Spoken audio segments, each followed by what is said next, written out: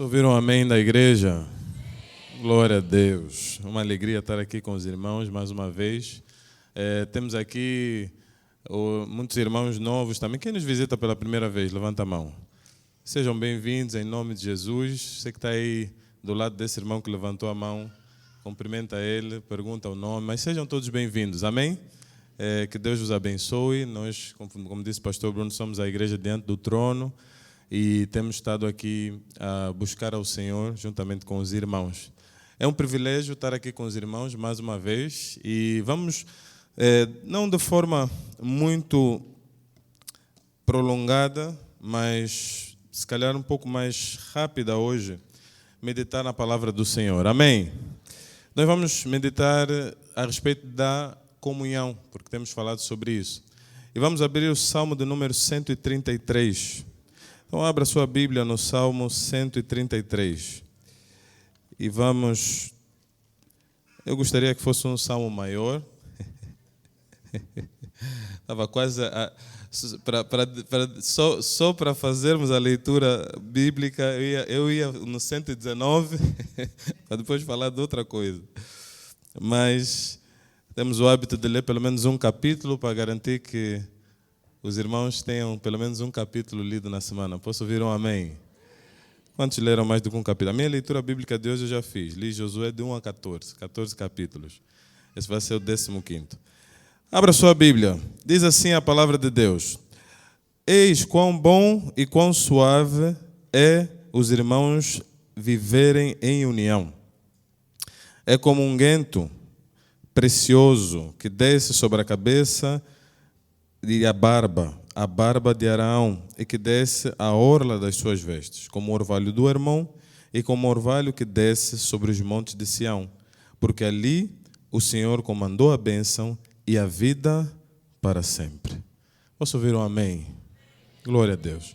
São só 3 versículos, entretanto são muito poderosos para nós.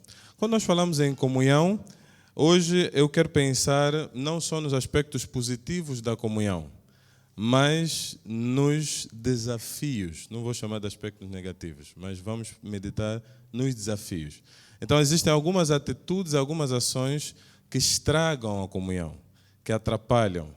E nós vamos olhar para algumas delas que Deus vai trazer aqui hoje, para que não sejamos nós a cair nelas, e aonde conseguimos ver, podermos ser agentes de união e paz. Então nós vamos olhar para 5 aspectos e vamos ver essas coisas que estragam. Então o título da mensagem é Isso Estraga. Para. Fala com 3 irmãos e diz, isso estraga. Para.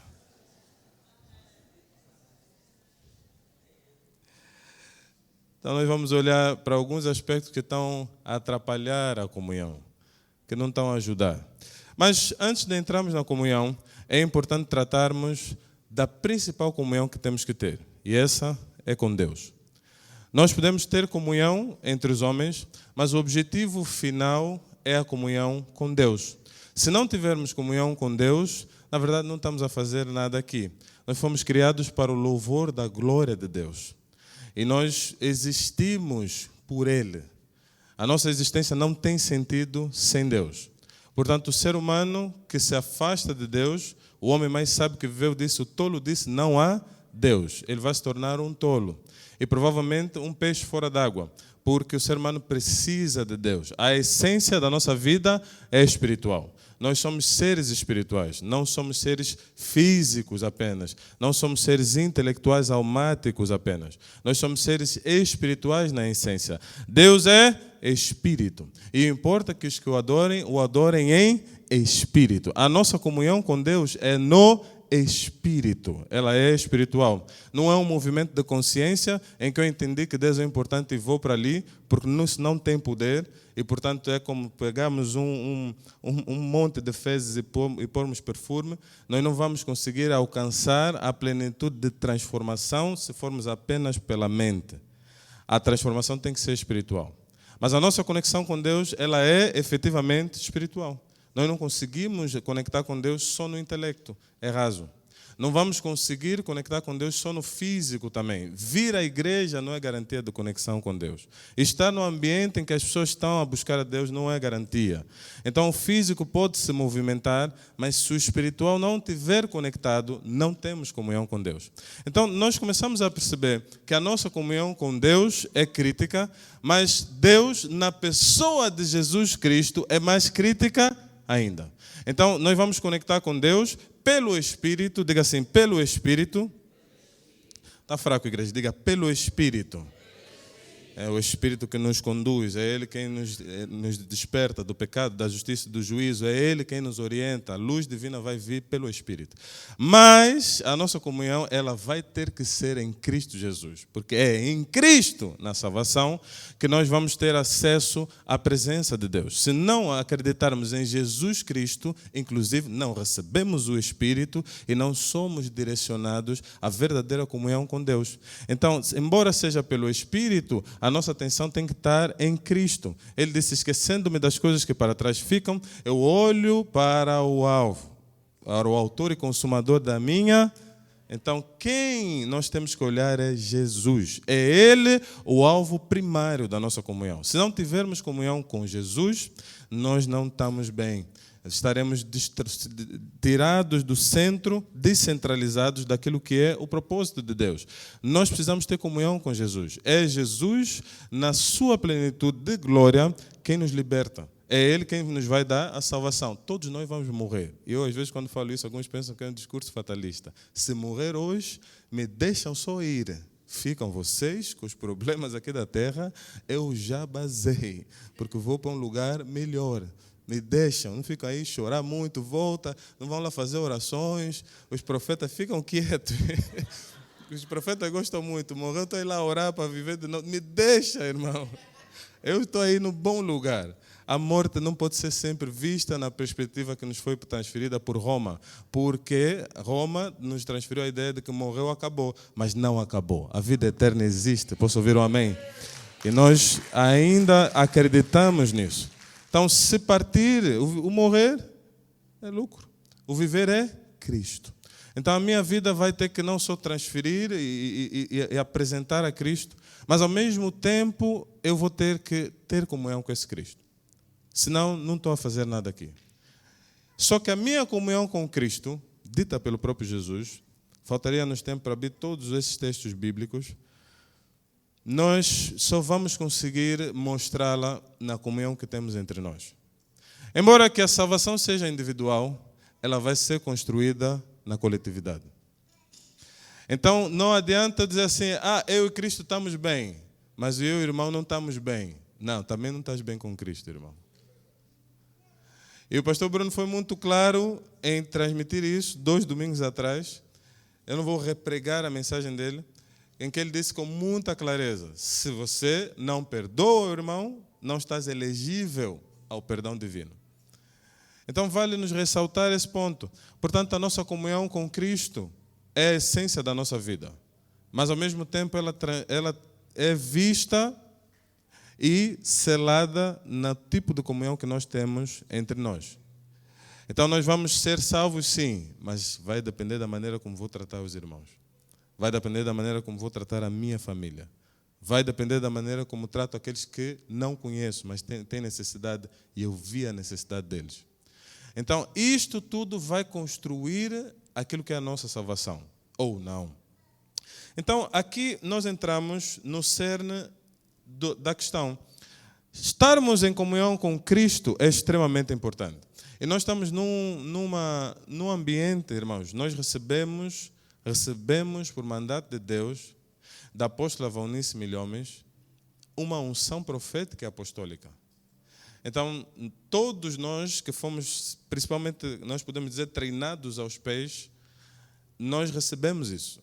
E em diferentes formas manifestamos essa própria forma de nos movermos em Deus. Cada um de nós com a sua característica própria, mas isso está conosco. E nós transferimos isso para a igreja. Então, o nosso entendimento, ele não pode ser apenas um entendimento intelectual. Nós temos que ter os olhos espirituais abertos. A comunhão não é convívio. A comunhão dos santos é poderosa. A comunhão dos santos é a base escatológica para a construção do que Deus vai fazer no fim dos tempos. Então, nós não podemos pensar que estar no meio da igreja é só apenas uma questão de convivência. Não é convivência. Há poder de Deus quando dois se juntam em nome dele. A comunhão dos santos é a doutrina base da igreja e que foi abandonada por muitos. Então, nós estamos a pensar que comunhão é networking. Ou estamos a pensar que a comunhão é um grupo de convívio. E estamos a misturar muitos assuntos numa coisa que Deus definiu como sendo a base da construção da nossa vida espiritual. A comunhão dos santos. Irmãos, é poderosa. Os demônios batem em retirada. As dívidas são canceladas no mundo espiritual. Não é só estamos juntos, rimos, brincamos, cantamos boas músicas no Royal Plaza. Não é isso. A comunhão dos santos é o veículo que Deus está a fazer. É o carro, a carruagem de fogo que está a levar as pessoas ao céu. É a arca de Noé. Num mundo que estava falido, perdido, destruído, a comunhão dos santos é a arca da salvação. Nós temos uma figura, às vezes brincamos, mas eu imagino como é que era a arca. Todos os animais, não sei se Deus pôs eles a dormir, se estavam acordados, se havia barulhada, se estavam a fazer as suas necessidades, se estavam quietinhos. Ninguém sabe como é que era, né? Não temos esse detalhe, mas imaginamos que os animais, se estivessem todos ligados, conectados, o cheiro da arca, não sei se era cheiroso, não sei como é que era, não temos esse detalhe todo. Mas eu fico a imaginar que se calhar alguém estava a reclamar, esses animais estão todos aqui e tal. Mas era mesmo naquela arca que estava a salvação. Sai só. Sai. Se sair da arca é um problema, porque o que está lá fora não está bom. Agora, veja, há uma questão. A comunhão tem muitos benefícios, e faltaria-nos tempo, mas nós já falamos muito dos benefícios da comunhão. Então, nós estamos a falar de benefícios espirituais, onde eu não consigo ter um determinado acesso, mas a oração do pastor Marques não orou por mim, só estava a orar ao meu lado, só que ele está a orar ao meu lado e eu sou curado. Então, nós entendemos isso nesse nível. O fato de estarmos juntos, ele torna-nos muito mais fortes. E nós vamos conseguir perceber na comunhão o poder de Deus manifesto, de várias formas, em que alguém que tem recursos ajuda alguém que tem necessidade, em que alguém que tem conhecimento ajuda um outro que não tem. E nós vamos ver a beleza e a força da comunhão. Mesmo num ambiente em que eu tenho que entregar muito, porque mais bem-aventurado é dar do que receber. Eu vou tratar um pouco sobre esse tema lá à frente. Mas um ambiente em que eu tenho que entregar muito, ele também é positivo, porque ele põe todos os meus dons em operação. Então alguém às vezes está a reclamar e dizer, não, eu aqui tenho que sair daqui desse grupo, porque se você está numa mesa em que você é o melhor da mesa, tens que pular de mesa. Mas essa mensagem não é bíblica. Porque Jesus era o melhor da mesa. Ficou na mesa. Vou chegar lá. Tá? Agora, vamos entender uma coisa, irmãos. Quando nós olhamos para os aspectos da comunhão, entendemos todos os benefícios dela, está muito claro. Mas há desafios na comunhão. Então, há uns aspectos que vão precisar da nossa atenção. E eu vou tratar aqui de alguns deles, à luz do nosso salmo, para nós conseguirmos mergulhar nisso, tá? E certamente sairemos daqui não apenas com um entendimento diferente, mas com unção da parte de Deus liberada sobre a cabeça de Arão, o sacerdote, para que a vida eterna fosse gerada. O fim do salmo é a vida eterna. Uma construção disruptiva, profética, para o tempo em que ele estava, porque não se falava de vida eterna na altura em que esse salmo foi escrito. Quando falavam em salvação, eles estavam a falar em livramento. A ideia de vida eterna vem mais à frente. Então, nós vamos perceber que o salmista que escreveu, ele estava a ser profético sem entender o que estava a fazer. Só que nós vemos no versículo 3, ele diz que esse fluir da unção que desce, a partir da comunhão, do versículo 1, ele diz que ali o Senhor ordena a bênção de Deus desce plena no ambiente de comunhão e a vida para sempre. o nosso passaporte para o céu, o visto, para nós irmos, ele vai ser feito no ambiente de comunhão. Então, é ali onde a eternidade vai ser gerada. Nós estamos a gerar a eternidade no convívio que temos aqui. E alguns não entendem a profundidade da comunhão dos santos. E até apartam-se da comunhão, porque acham que sozinhos vão subir. Então, veja só. Primeiro aspecto, que é um desafio para a nossa comunhão. Diga assim, perda da individualidade. Está fraco, irmão. Diga, perda da individualidade. Então, a individualidade é um princípio. O pastor Cassiano gostaria que estivesse aqui. É um princípio, um dos princípios bíblicos. Deus nos criou únicos. Posso ouvir um amém? As digitais da nossa mão trazem essa mensagem. Ninguém tem digital igual ao outro. Cada um é único, singular. Todos nós criados com dons, talentos específicos para conseguirmos entregar na nossa geração e no tempo em que fomos criados alguma coisa de valor. Todos temos um propósito diante de Deus. Ninguém veio à Terra simplesmente para comer, beber, dormir e morrer.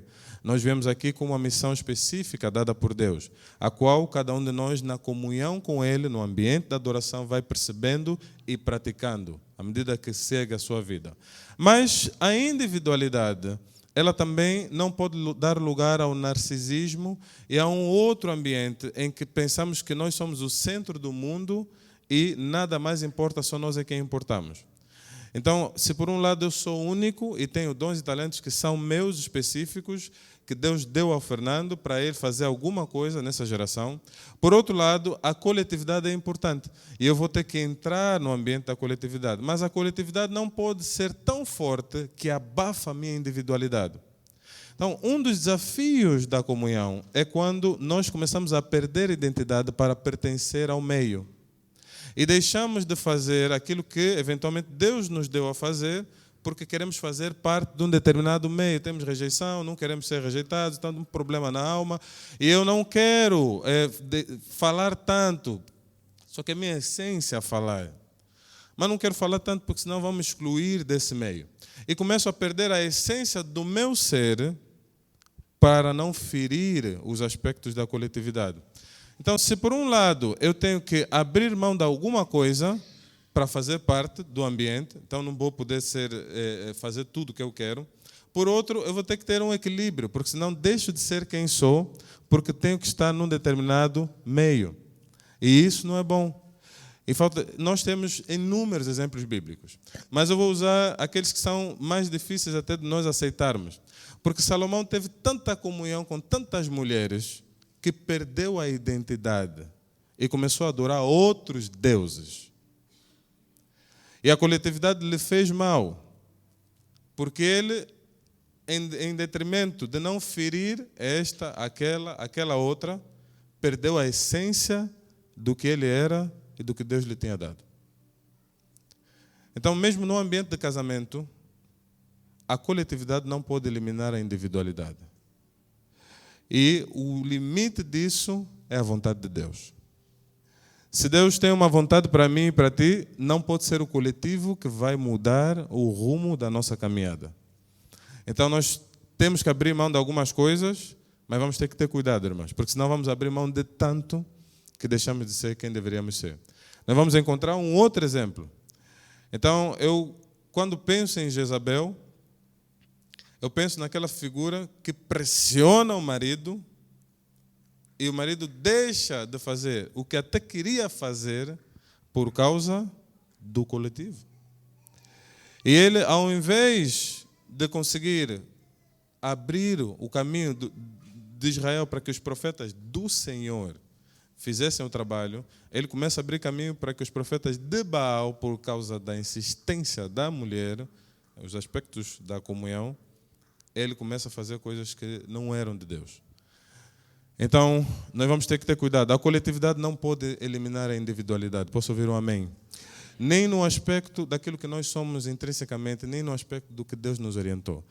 Há coisas que não são só minhas, é Deus quem me disse para fazer. E o fato de estar num determinado meio, eu não posso abandonar o dito de Deus para agradar aos homens. Melhor é agradar a Deus do que aos homens. Então eu vou precisar ter um ouvido afinado com Deus, para perceber os limites que eu vou ter que estabelecer na minha comunhão e dizer, ok, até aqui podemos ir, daqui para frente isso é um chamado da parte de Deus, eu vou ter que fazer. Embora que não te agrada muito, mas eu tenho que seguir ainda esse caminho. Se calhar lá na frente, Deus vai revelar o porquê que Ele me pôs a seguir isso. Talvez não revele também, mas esse é o caminho que Ele trilhou para mim, e eu vou ter que seguir Ele. Então, não abandone os ditos do Senhor para se encaixar nos grupos. Amém? Então, não faça isso. Outro aspecto. Então, a perda da individualidade é um aspecto crítico da comunhão. Então, se não tivermos cuidado, perdemos. E quando alguém perde a individualidade, nós perdemos. Nós não estamos a precisar nessa igreja de 2 Fernandos. Tá? Estamos a precisar de um Fernando e de um Bruno. Alguém está a perceber o que estou a dizer? Mas se o Bruno quiser ficar igual ao Fernando, vai dar erro. Está vendo? Porque depois fica uma imitação que não dá certo. Se o Fernando quiser ficar igual ao Diniz, vai dar erro. Não estamos a precisar de 2 Diniz aqui. É um só. Ele é suficiente, está a ser bênção no nosso meio. Ok? Então, não perca a individualidade, porque quando tu deixas de ser quem tu és, todos nós perdemos, porque estamos a perder a riqueza do que Deus colocou em ti. Então ficamos todos dispersos, sem saber para onde ir, sem entender, mas por quê? Alguém está a faltar. Há coisas que não estão acontecendo no nosso meio, porque um abençoado cheio de dons não está a manifestar. Porque está a querer ser igual a um outro. Está a falar da família, estamos a falar do trabalho. Tem alguém na empresa que ele está a tentar copiar um outro que é popular, mas ele tem tantos dons e talentos, tanta coisa que poderia ser alvo de prosperidade para aquele ambiente, mas ele não usa. E isto é mau. Okay? Então, segunda coisa, dar e receber desbalanceado. Todos comigo, dar e receber desbalanceado. Mais uma vez, dar e receber desbalanceado. Então, quando existe uma balança, e é importante vermos isso, ok? Há pessoas que a balança ela não é nesse aspecto fiel, ela depende, porque Deus distribuiu os dons e talentos de forma diferente. Há um que recebeu 5, um recebeu 2, um que recebeu 1, e cada um tem uma capacidade de dar. E, portanto, vai ter um retorno de acordo com aquilo que pode dar. Mas nós vamos ter que observar alguns posicionamentos e comportamentos. Tá?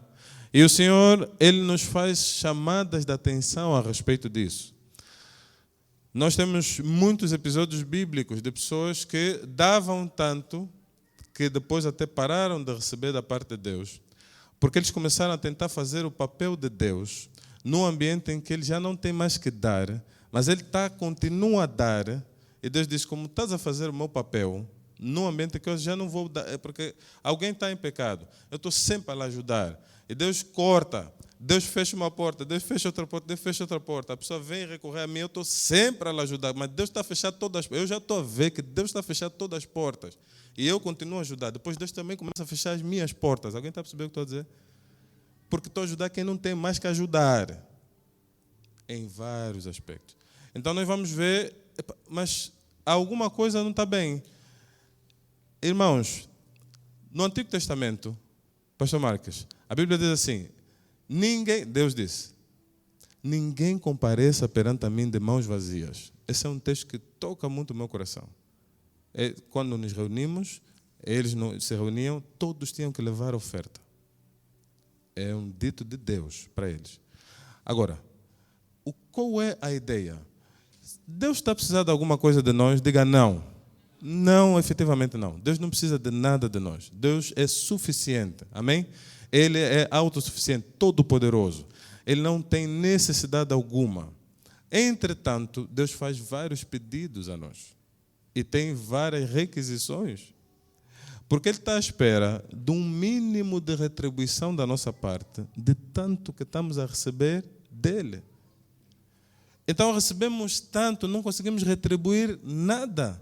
Alguma coisa não está boa nesse coração. Porque está a segurar tudo e não dá absolutamente nada. O dar e receber, nós vamos ter que observar, porque é uma boa forma de nós vermos se a comunhão está saudável ou não. Então uma pessoa que eu lhe ajudo todo o tempo não retorna nada. Eu tenho que prestar atenção. Alguma coisa não está bem. Não preciso necessariamente parar de ajudar, mas eventualmente vou ter que prestar mais atenção. E se calhar perceber se esse é o caminho mesmo ainda de continuar. Nós não temos limite para o sacrifício em prol do outro. Essa é a mensagem da cruz. Pregado por causa dos outros. Não temos limite. Posso ouvir o amém dessa igreja? Mas temos que ter sabedoria divina.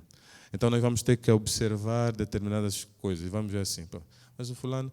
Há pessoas que ele tem pouco, mas do pouco que ele tem, ele às vezes tira, te compra um presente simples e dá. Ele diz, está aqui, é isso que eu tenho. Há uma senhora, eu costumo comprar bombom com junguba, todos os dias, né? Vou lá, compro e frequentemente deixo um valor a mais, né? Vou deixando.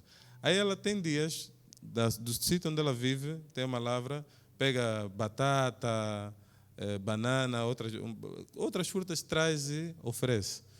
Não é muito. Se calhar ela olha e diz, epá, não vai matar a fome dos filhos dele, mas é o meu gesto em direção a ele. Nós temos que prestar atenção, irmãos. Não só no outro, mas em nós. Será que as pessoas nos dão e nós não retribuímos nada? Não sai nada daqui para lá, só de lá para cá. Só que esse desbalanceamento, ele é crítico, ok? Porque uma comunidade é tão fraca quanto as pessoas que sugam das outras que dão. Aí tu vais num culto, às vezes só tem 4, 5 pessoas a orar, pastor. E todos os outros vão para receber. Entendam bem o que estou a dizer. Mas se viéssemos todos aqui para entregar no Espírito, quantos creem que muitos mais demônios fugiam? Eu venho da minha casa cheio, estou aí na igreja para orar com os irmãos, porque hoje vamos derrubar esses principados que estão na cidade de Luanda, aprenderem. Todos estamos a vir focados nesse... Não, alguém está a vir focado em só e bazar. Estamos a entender, irmãos? A comunhão, ela precisa ter um balanço. Se nós estamos em comunhão, aquilo que eu tenho de dom, eu deixo também. Eu recebo o que tu tens, mas eu deixo também alguma. Ninguém está vazio. Isso é o parecer de Deus. Porque ele quando diz, ninguém comparece a mim de mãos vazias, ele sabe o que está a dizer. Ele é o teu Deus, que te criou, que te deu vida, que te deu energia, que te dá o ar que tu respira. Ele sabe, você tem condições de comparecer perante a mim com alguma coisa. Vazio não. Então a comunhão vai precisar ter esse balanço, ok? Se nós viermos só para receber, se nos posicionarmos nos diferentes ambientes só para receber, cansa, destrói, estraga, ok? Ir só para receber vai estragar. Vai estragar a comunhão. Nós estamos a ver todos os dias, vai estragar. Então nós temos que entregar também. Dons, talentos, tempo, recursos, nós vamos ter que entregar. E dar, irmãos, deixar efetivamente, porque senão não vai dar certo. A comunhão vai ficar minada. Nós vemos nos diferentes ambientes muito peso em cima de poucas pessoas. E todo um resto a ser arrastado. Mas no reino de Deus não é assim. No reino de Deus todos contribuem. A mentalidade romana não pode entrar no nosso seio. Porque esse demônio que perdura por séculos, ele não vai reinar sobre as nossas vidas. Nosso rei é Cristo Jesus.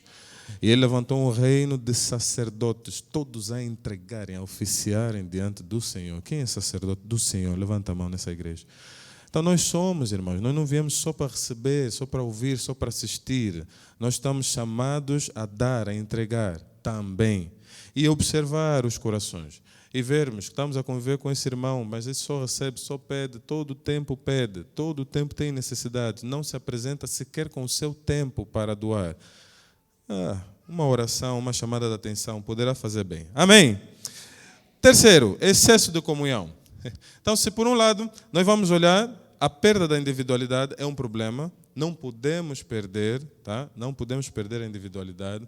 Se perdermos a Rosana, perdemos muita coisa, ok? Se perdemos o pastor Marcos, perdemos muita coisa. Então nós vamos ter que manter a nossa individualidade no meio comum. E Deus vai nos dar unção hoje para fazermos isso. Ao mesmo tempo, nós vamos ter que balancear o dar e o receber, ok? Então há alguns ambientes que eu se calhar vou ter que olhar e perceber se tenho que continuar a dar, porque Deus está a direcionar. Outros eu vou ter que dar ainda mais, porque não estou a dar o suficiente. estou a receber muito, estou a dar pouco, então eu vou ter que saber me posicionar nesse ambiente. O terceiro é o excesso de comunhão. Diga assim, excesso de comunhão. Então, o excesso de comunhão, nós brincávamos quando era mais novo, pastor. Quando as pessoas começassem a brincar, a brigar, nós dizíamos, olha, esse é o excesso de comunhão. Estava a comungar muito. Tanta comunhão, agora começa a ter problemas por causa da própria comunhão. Então, a comunhão tem excesso? Tem os excessos, tá? E nós vamos ter que olhar para esses excessos. O que pode ser um excesso de comunhão? Em Provérbios, a Bíblia diz, no muito falar não falta transgressão. Então, quando começamos a conversar muito demais, muitos assuntos, todos os assuntos, é muito provável que vamos entrar no pecado da fofoca, da maledicência. Já estamos a falar à toa, chega um ponto. Pastor Bruno tem uma que eu gosto. Estamos assim a conversar, a rir, né? Às vezes estamos no jogo, ele diz, epa, chega. Jesus já não está aqui, vamos embora. É a expressão dele. Como quem diz, já acabou o assunto. Aqui vamos só já começar a inventar. E aí entramos no excesso. Amém. Então, o falar, irmão, tem que ser regulado. Na comunhão, não vamos falar de tudo todo o tempo, em todo lugar. Aí vai ser excesso de comunhão. Estamos a falar já muito de pessoas que não temos que estar a falar, de ambientes que não temos que estar a falar, e quando demos conta, fomos parar num outro lugar, tá? Que não é isso que nós queremos. Regulou, viu, já não dá mais, para. Discernimento do Espírito. Dizer assim hoje, agora vou para casa, porque neste ambiente aqui já deu. O clima já está aí para um ambiente, eu depois, se continuar aí, não vai dar certo. Deus vai dar sabedoria a cada um dos irmãos. Amém? Há um outro aspecto do excesso de comunhão, que é a libertinagem. Então, a liberdade que líderes e liderados têm não pode dar lugar à libertinagem, que é o erro. Então, se eu tenho muita comunhão com meu pai, não me torno amigo do pai. Ele ainda é meu pai. Não virou meu colega de escola. Para eu começar a falar com ele de qualquer forma, para eu me dirigir para ele de qualquer maneira. Pais e filhos devem ser amigos, mas não podem esquecer a primeira razão da sua relação, que é de paternidade. Então, mesmo que eu seja amigo do meu filho, esta liberdade não pode dar vazão à libertinagem, que é o aspecto errado da liberdade. Então, vamos ter que ter, se houver excesso de comunhão entre pais e filhos, depois começa a haver os desrespeitos. E o filho já não respeita o pai. Nós, antigamente, o pai, quando chegasse em casa, todos tínhamos que levantar. Esses dias participei de uma reunião, participo com regularidade, né? Então, normalmente, o chefe, quando entra, todos nós levantamos. Se o chefe está sem gravata, você tira a gravata. Para não desfazer o chefe. Não é, Ernesto? O Ernesto sabe. Tens de tirar a gravata. Se o chefe está com gravata... Às vezes, o que nós fazemos? A gravata vai no bolso. A gravata vai no... Porque você não pode mostrar superioridade à autoridade. É uma questão de respeito. Ele não te obriga. É você próprio que se adequa. E diz, o chefe está sem gravata, eu vou ficar de gravata. Deixa-me tirar minha gravata. Então, tem um comportamento próprio. Só que hoje não. Quer dizer, o pai chega, é a mesma coisa que nada. Ele nada é igual. Até se calhar piora. Irmãos, a liberdade não pode dar vazão à libertinagem. Nós não queremos chegar ao ambiente de termos que impor medo nas pessoas para que haja respeito. Embora aqui, vou fazer um parênteses meu pessoal. Tá? A metodologia divina é essa. Qual é o princípio da sabedoria? Diga assim, o temor ao Senhor. Temor e medo são primos. São primos que não se gostam, mas são primos, o temor e o medo. O medo paralisa, o temor impõe respeito. Mas se não tivermos temor de Deus, não conseguimos ter comunhão com Ele. A ousadia não tira o temor. Eu posso entrar com ousadia, mas ainda assim com o respeito na presença de Deus. Mas eu tenho que saber que Deus é Deus. Não vou lhe misturar com uma pessoa ou com alguém que é coordenado por mim. Faz isso, faz aquilo. Não, ele ainda é Deus, você que é o servo. Não fica a mandar Deus o tempo todo. Isso também é libertinagem. Parece um excesso de comunhão. Porque Deus te deu a abertura para você estar ali, agora você já se tornou o Deus do Deus e ficas a mandar Deus fazer o que tu achas que ele tem que fazer. Não, Deus ainda é Deus. Então, o filho que depois confunda a sua relação com o pai vai estragar a comunhão. Vai estragar. Porque o pai depois vai lembrar que é pai.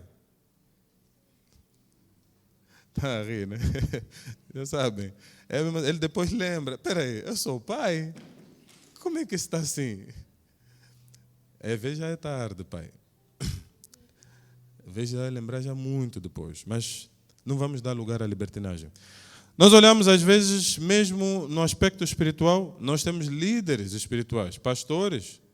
E hoje ficou uma confusão espetacular, porque como todos temos o Espírito de Deus, nós não estamos a entender a ordem dita no Salmo 133. O olho desce sobre a cabeça de Araão, o sacerdote. Deus respeita autoridades. Deus coloca autoridades. Eu não falo das autoridades do país. Fecho a minha boca. Quem lhes pôs lá foi Deus. Não, porque são bandidos, porque são isso, porque são aquilo. Vai buscar tuas maldições você. Eu vou abrir a minha boca para abençoar.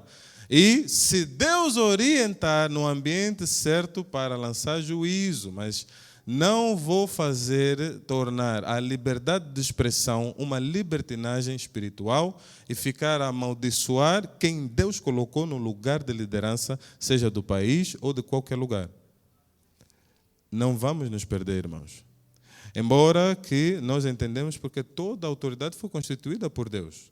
Então, nós não podemos misturar as coisas. O meu chefe está lá, não foi parar lá porque caiu do paraquedas. Deus sabe por que esse senhor está aí.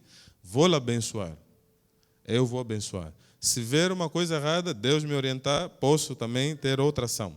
Mas, essencialmente, é a bênção que nós temos que lançar. Amém.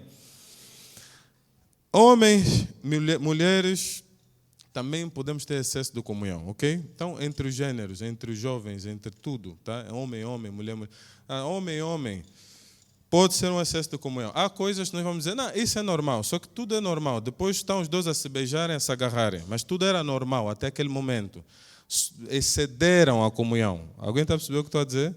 Seja homem com homem, porque hoje tem muito isso, mulher com mulher, homem, mulher, então a comunhão tem que ser regulada. Mesmo aqui, eu vou abraçar as irmãs, vou abraçar da forma que tem que se abraçar. Vou pôr todo o meu corpo para abraçar a irmã. É um excesso de comunhão. Alguém está a perceber o que eu estou a dizer? É um excesso. Vou abraçar, mas vou abraçar com respeito. Tá? Eu estou a falar mesmo para os irmãos, porque nós gostamos muito de abraçar, mas eu tenho que ver como vou abraçar as irmãs. O abraço não precisa ser um abraço à distância. Ele pode ser um abraço, mas tem que ser com respeito. Eu não vou pôr todo o meu corpo a tocar o corpo da irmã. Isso é um excesso de comunhão. Amém? Mas irmãs foram salvas hoje, né? Então, há excessos, irmãos. Eu ia entrar nesse capítulo, não vou. Mas há muito que se diga aqui, ok? Puxadas no privado, vamos conversar agora, estamos no grupo, é grupo de trabalho, eu estou a conversar aqui no privado, é excesso de comunhão. Vai dar excesso, ok? Há muito que se diga. Então, o excesso de comunhão não pode acontecer. Tem limites, tá? Se não soubermos colocar limites, vai estragar. Depois estraga, depois começa a vir outros problemas, é um desafio. Então, nós estamos a falar da perca da individualidade. Todos comigo, perca da individualidade. Estamos a tratar do dar e receber desbalanceado. Estamos a tratar do excesso de comunhão. E agora vamos tratar do pecado deliberado, ok? Diga assim, pecado deliberado. Então, o pecado deliberado, ele vai ser um desafio para nós. O pecado deliberado é quando alguém sabe que está a fazer mal e faz, querendo fazer o mal. Então, nós aqui entramos num desafio grande de ação para nós, porque o entendimento que nós temos é o entendimento do perdão sempre. 70 vezes 7. Eu vou perdoar todas as vezes que forem necessárias perdoar. O meu coração está limpo, está aberto, sempre. Eu preciso disso para garantir a minha salvação. Mas, por outro lado, eu tenho um irmão que não para de fazer o mesmo erro. Ele não para, é insistente. Como vou lidar com isso? Fico amargurado no coração? Vou carregar o irmão porque ele está a fazer o erro? O perdão, irmãos, é condição sine qua non para nós sermos salvos, tá? E o perdão, ele é para ser imediato. Eu não vou conseguir elaborar isso como deve ser, mas se estão a me pregar agora, eu tenho que perdoar agora. Alguém está a perceber o que eu estou a dizer? Não é para perdoar amanhã, é agora. No momento da ferida, é o momento que eu também estou a liberar perdão. Alguns dizem, não, vou dar tempo, podes dar, mas é a virgem louca. Porque se Jesus aparecer naquele momento ou morreres, vai ser apanhado num momento que a tua lamparina está apagada, porque o teu coração não está bom. Então, o perdão é para ser feito quando? Amanhã? Depois de 21 dias de jejum para perdoar? É na hora. Feriu, perdoa, feriu, perdoa, feriu, perdoa, rápido. Não demora. Amém. Não demora, irmão. Perdoa já, rápido, imediato. Fica limpo. Até fica já com o coração pronto. Quem me ferir vai perder tempo dele. Vais perder o teu tempo. Eu não vou perder a salvação por causa das tuas coisas. Vou te amar, vou te abraçar, sempre. Falou, amém. Estou com ele, vou jantar, eu vou estar contigo o tempo todo. Não vou perder a minha comunhão com meu Deus, porque tu decidiste agora me pregar. Pregou, tá. Pai, lhe perdoa já, agora. Ele não sabe o que faz. Porque está a aprender quem poderia salvar muitas outras pessoas. Você está a me ferir, você está a ferir, não é. O propósito de Deus é que você está a ferir. Antes de me ferir, estás a ferir a Deus. Porque a minha vida não é responsabilidade minha, é responsabilidade de Deus. Eu tenho um Senhor, dono da minha vida. Quando tu me feres, tu não me feres primeiro a mim. Eu não me criei. Eu, antes de existir, não disse, vou existir. Há um Deus que disse, o Fernando vai existir. Ele é o responsável da minha vida. Se estás a me ferir, entenda, estás a ferir a Deus primeiro, porque é Ele quem pensou na minha existência. Então, eu não estou chateado com os que estão chateados comigo. Fiquem já bem. Se estão aqui, fiquem bem já. Livrem-se disso, rápido. Aliviem-se, porque eu estou bem. Estou bem contigo. Se ficar, resolvo rápido. É rápido, eu não levo tempo. Agora veja, irmão, se o irmão peca deliberadamente e continua a pecar, eu não vou ficar chateado, não entro na amargura. Mas tudo tem um limite. Então vai chegar um ponto que eu vou ter que tomar uma posição. Não na raiva, porque isso é pecado também. Mas no amor, porque o amor também castiga. O amor também disciplina. Em 1 Timóteo nós vamos encontrar Paulo a dizer assim, olha, há uns irmãos no meio da comunidade que estão a perverter a coisa. Ele está a falar com Timóteo, ele diz, Timóteo, mantenha essa consciência. Agora eu vou te falar do Himeneu e do Alexandre. Esses eu entreguei a Satanás. Então essa é uma situação mais complexa. O apóstolo Paulo diz que entregou os irmãos a Satanás.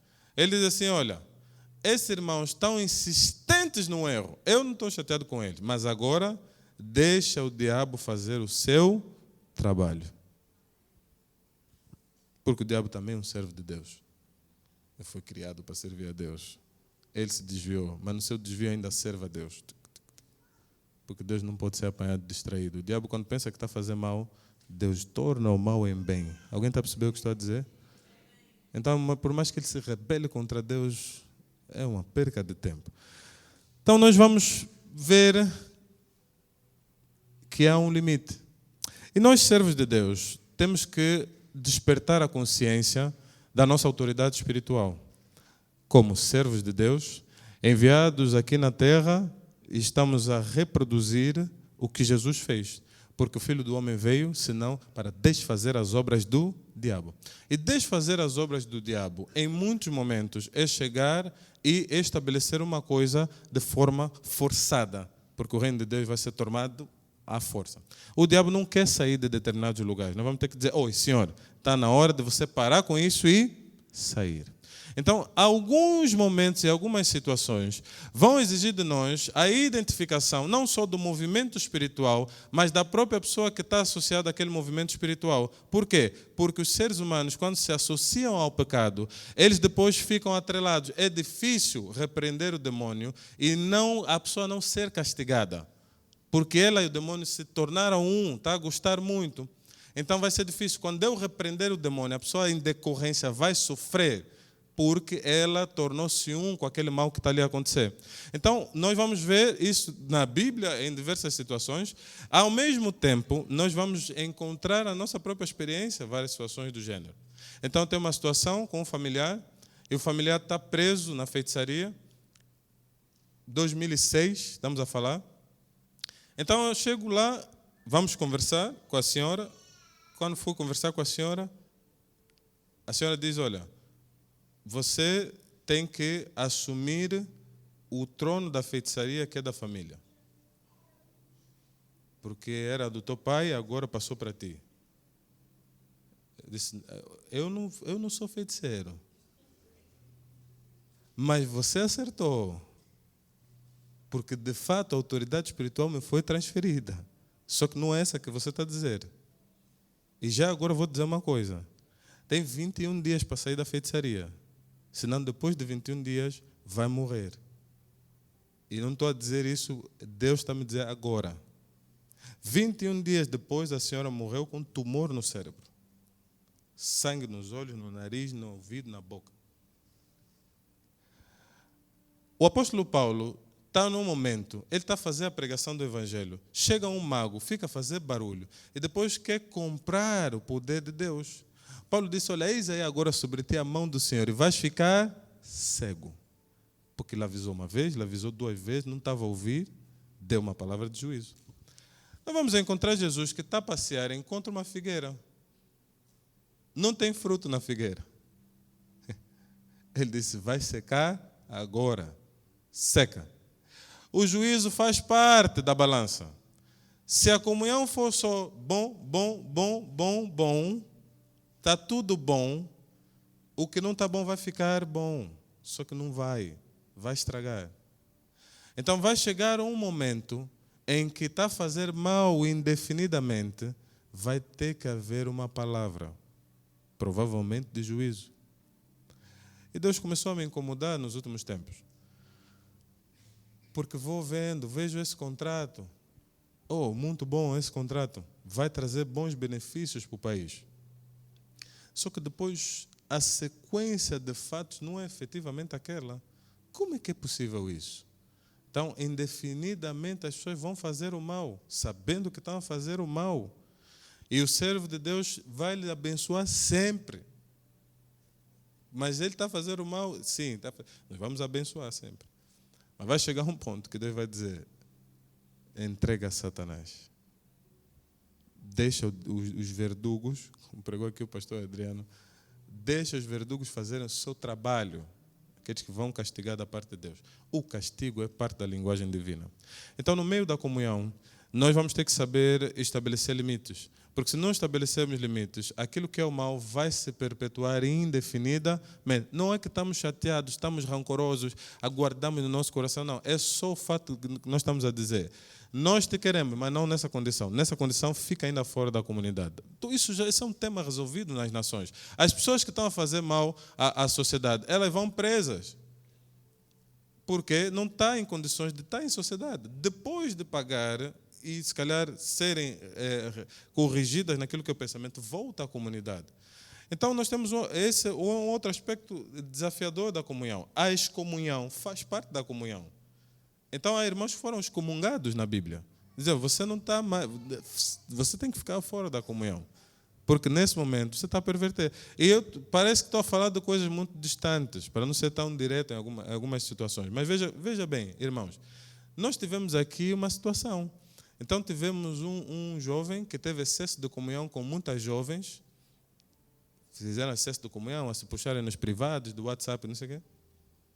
E depois cria um alvoroço, né, no meio da juventude, e as irmãs dizem, pronto, a reclamarem que o irmão está puxando privado, a fazer propostas e tudo isso. Pronto. Mas o irmão foi advertido uma vez, advertido 2 vezes, advertido 3 vezes.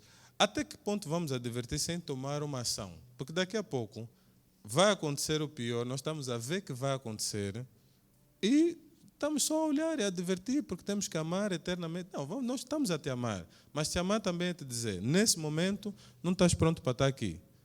Quando o Senhor estiver pronto para respeitar os limites da comunidade, o Senhor retorna. Isso também é amor. Amém?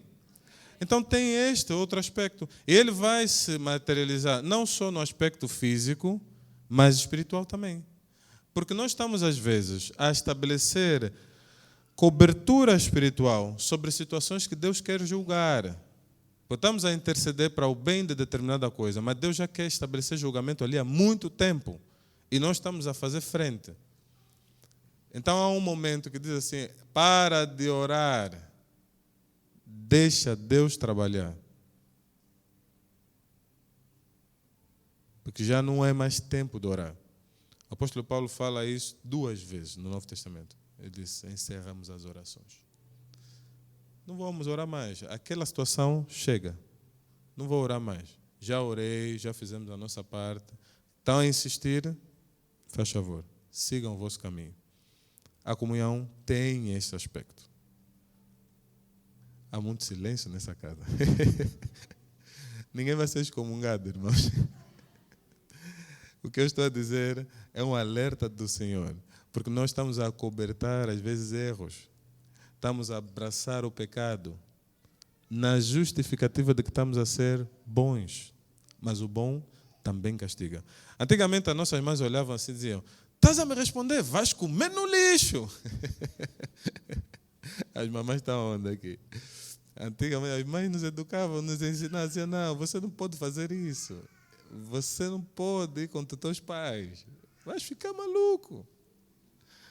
Hoje não, respondem, falam de qualquer forma, mas depois começam a colher muitas coisas. Nós estamos a ver coisas, aberrações nessas gerações. Coisas muito estranhas, as pessoas estão a pagar o fato de às vezes estão a amaldiçoar os próprios pais. Não é amaldiçoar o filho. Então, os pais estão a amaldiçoar os filhos, às vezes até sem saber, porque há muita libertinagem. O coração do pai está fechado com aquele filho. Depois começam a ser, vai homossexualismo, começam a se perder, não sei, são abominações da parte de Deus que vêm sobre a humanidade porque perdeu-se o princípio da comunhão. Mas nós vamos restaurá-lo nessa manhã, nessa tarde. Posso ouvir um amém? Por último, fica de pé. Não menos importante.